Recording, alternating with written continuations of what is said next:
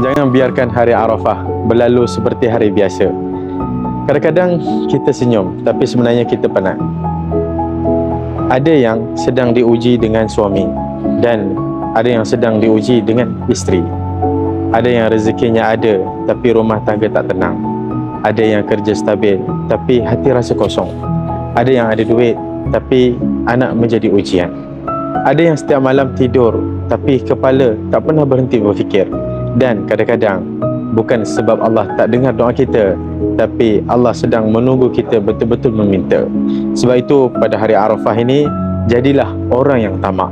Tamak dalam berdoa, minta sungguh-sungguh, minta sampai hati kita rasa, ya Allah, aku dah tak ada tempat rasa bergantung selain pada Engkau. Nabi SAW bersabda, sebaik-baik doa adalah doa pada hari Arafah. Jadi jangan malu meminta. Mintalah ketenangan kalau hati sedang sempit. Minta rezeki kalau hidup terasa berat. Minta rumah tangga dipulihkan. Minta dosa diampunkan.